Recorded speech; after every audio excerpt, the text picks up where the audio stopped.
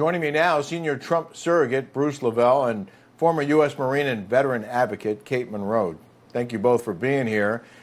Trump fact-checked during that debate the other night quite a few times.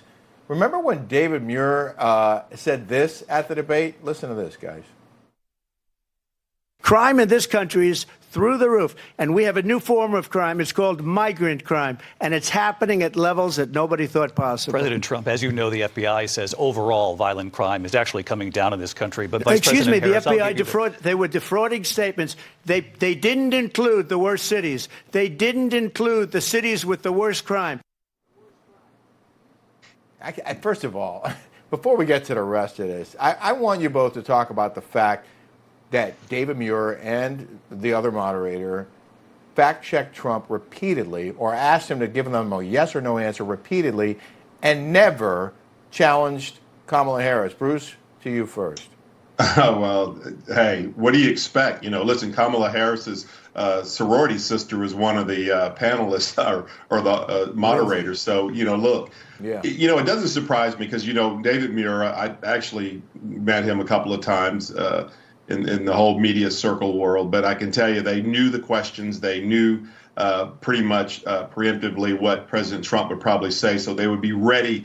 They did their homework, Rick, and they studied everything that they could rebuttal President Trump on, where obviously it was false. But, it was just so unfair and it was just so rigged. I have to use that term. And, for the host to be involved and to, dive in so deep like that, you'd have to scratch your head like, man, is this even real? And you're just like, is this ABC? But yes, it is ABC. So it doesn't surprise me because we knew that they were biased. We knew that they don't care for President Trump. The ongoing lawsuit with George Stephanopoulos. So the list goes on and on.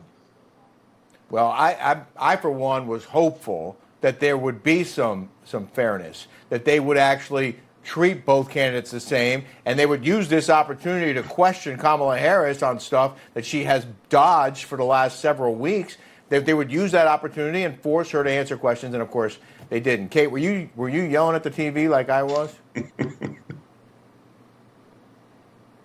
Kate? I was yelling at the TV, but I totally expected what we got. I mean, I actually was telling a friend today, we didn't need a whistleblower to tell us that they pre-planned not to interrupt her, not to fact check her. They pre-planned to give her all of the questions ahead of time. I likened it to everybody wondered, how did such a young man take such a calm shot at President Trump? It's because he knew he could take it. She knew that she could go totally unchecked, which is why she was so brash. It was actually embarrassing for ABC, and I think it actually ended up helping Trump with independence because he looked a little bit like an underdog. It was a pig pile on Trump. Oh, for sure. And I started this question with the challenge by David Muir on the FBI crime statistics. Well, former President Trump brought the receipts. He's citing a new report that was just released by the Justice Department. I want you to listen to this.